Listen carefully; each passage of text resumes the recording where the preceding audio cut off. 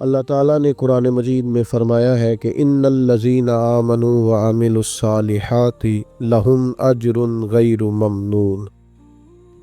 فرمایا بے شک وہ لوگ جو ایمان لائے اور جنہوں نے نیک اعمال کیے، ان کے لیے اللہ کی بارگاہ میں ایسا اجر ہے جو کبھی ختم نہیں ہوگا۔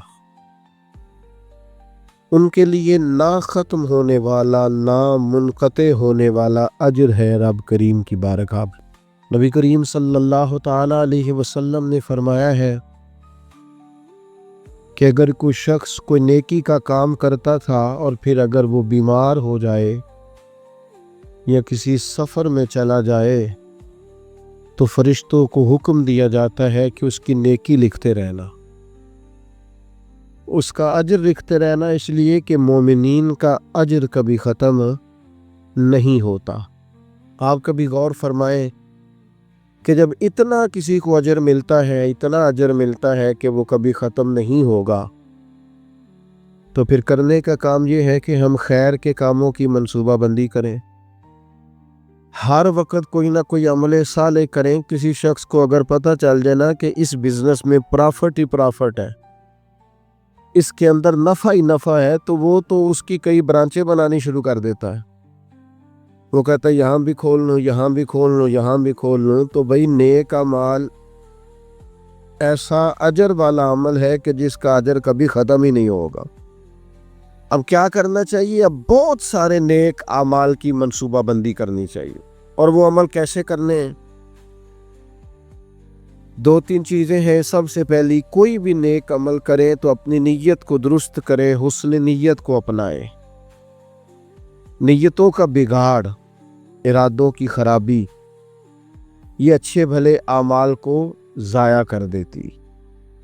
جب ہماری طبیعت اس طرح کی ہو کہ ہم اچھی نیتوں کے ساتھ آگے بڑھیں، خیر کے ارادوں کے ساتھ آگے بڑھیں، ہم اس دین کے ماننے والے ہیں جس پر قیامت والے دن ان اعمال کا بھی اجر ملے گا جو کیے ہی نہیں ہوں گے۔ تو پوچھا جائے گا مالک یہ تو عمل کیا ہی نہیں، تو فرمائے اس کا ارادہ تو کیا تھا نا، نیت تو تھی نا، تم خالص تو تھے نا، موقع نہ بن سکا، تمہارے لیے اسباب نہ ہو سکے، لیکن اجر تو ملا۔ اور امام غزالی فرماتے کچھ اعمال لے کر فرشتے اللہ کے حضور حاضر ہوں گے، رب کریم فرمائے گا واپس لے جاؤ ان اعمال، میرے لیے نہیں کیے، یہ تو کسی اور کو دکھانے کے لیے کیے۔ حسن نیت، اچھا ارادہ، پروگرام اس طرح کا جس میں اللہ کی رضا شامل ہو۔ آپ جب تک نیت کا وضو نہیں کرتے، ارادوں میں اخلاص پیدا نہیں کرتے، اور ہم لوگ جب تک اپنے معاملات میں آگے جانے کے لیے محض اللہ کی رضا کو پیش نظر نہیں رکھتے، اتنی دیر تک عمل بیکار ہے۔ اس لیے کہ نبی پاک صلی اللہ تعالی علیہ وسلم نے فرمایا رب نہ تمہارے مالوں کو دیکھتا ہے نہ تمہارے چہروں کو دیکھتا ہے، وہ تو تمہارے دلوں کو دیکھتا ہے۔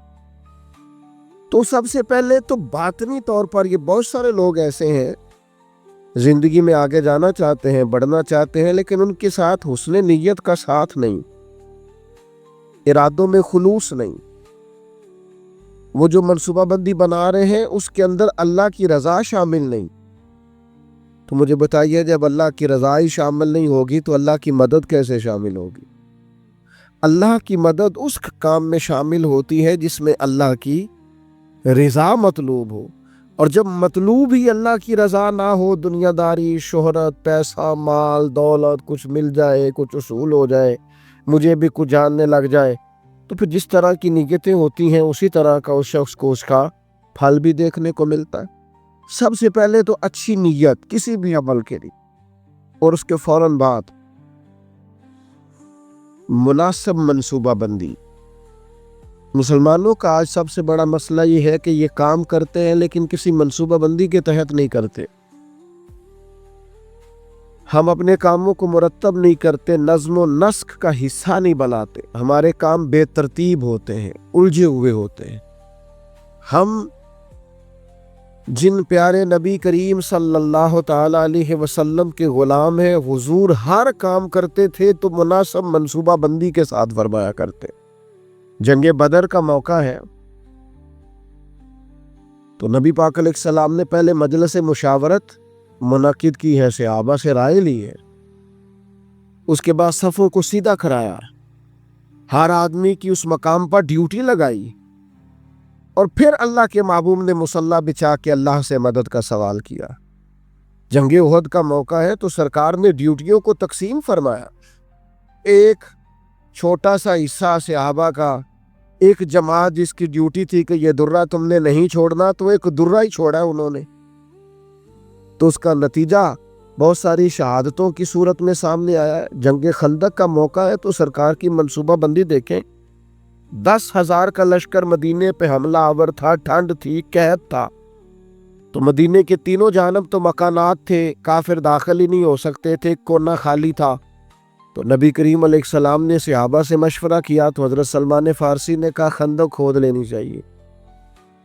उस खंदक को खोदा गया और फिर वो 10,000 के लश्कर को जिस तरह रोका गया है और जिस तरह वो नाकाम होकर लौट गए हैं, अल्लाह तबारक व तआला ने उसको फतह अजीम मुसलमानों की बना दिया।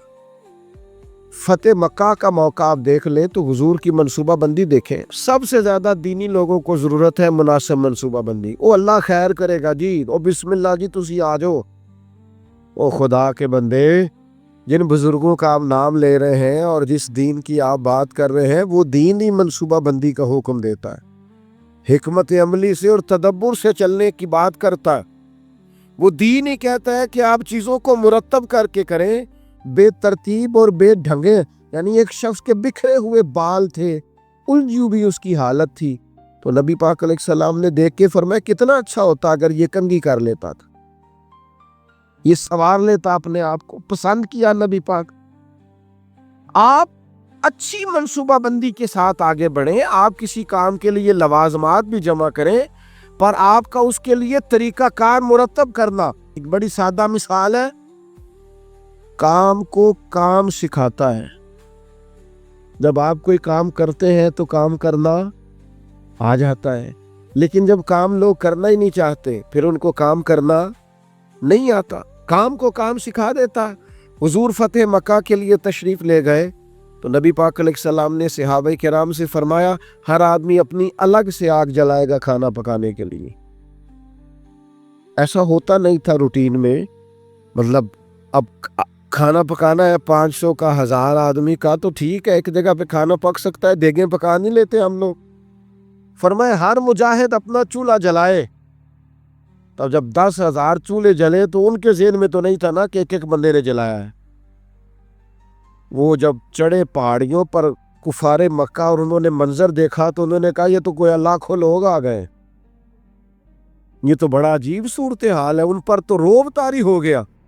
और वो जो थोड़ा बहुत मुजाहमत करना चाहते थे, जनाबे अबू सुफियान ने वापस आके कहा सी भी ना करना, क्योंकि जितना बड़ा वो लश्कर है। जनाबे अब्बास से कहने लगे, हजरत अबू सुफियान अभी मुसलमान नहीं हुए थे, कहने लगे देखिए आपके भतीजे किस शान और शौकत से मक्के में दाखिल हुए।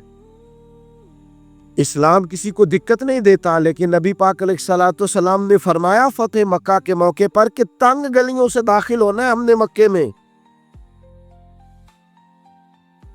कुशादा गलियां मौजूद है, क्यों तंग गलियों से दाखिल होना है? तब तंग गलियों से लश्कर गुजरता था तो घोड़ा गुजरा, दूसरा गुजरा, तीसरा गुजरा, ये तो घंटों पता नहीं कितना को लंबा लश्कर है। उनको समझ ही नहीं आ रही थी। आप मुनासिब मनसूबा बंदी करें, आपका अंदाज खूबसूरत हो, आप बेहतरीन तर्ज के साथ काम करें, फिर आपको अंदाजा होगा काम कैसे करना है। हमें ना लोग काम नहीं करने देते। लोग पता क्या कहते हैं, ओके ओ बिस्मिल्लाह पढ़ो जी अल्लाह खैर करेगा। ओ भाई अल्लाह तो खैर करेगा, पर रब करीम ने भी तो उसूल दिए हैं ना। सारे जानवरों की कुर्बानी नहीं होती। जानवर भी मखसूस होगा, उसकी उम्र भी मखसूस होगी, वक्त भी मखसूस होगा, अय्याम भी मखसूस होंगे, तरीकाकार होगा। आप बेतरतीब जब काम करते हैं तो उसमें उलझाव पैदा होते हैं। मुनासिब मनसूबा बंदी, एक अच्छी तरतीब, एक मुनज़्ज़म। मैं शुरू में जब हमने महफिलों का आगाज किया तो मैंने दुआ का टाइम लिखना शुरू किया, इतने बजे दुआ हो जाएगी। तो लोग मुझे कहने लगे आप अजीब आदमी हैं, इतने बजे दुआ हो जाएगी, ये कैसे हो सकता है, लोग तो आते ही नहीं। सिर्फ 2 दफा ऐसा हुआ है।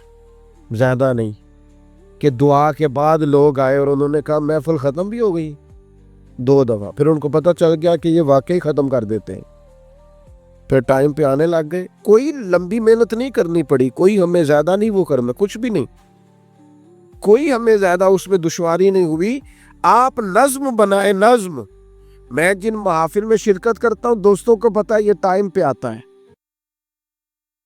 اور وہ تیار ہو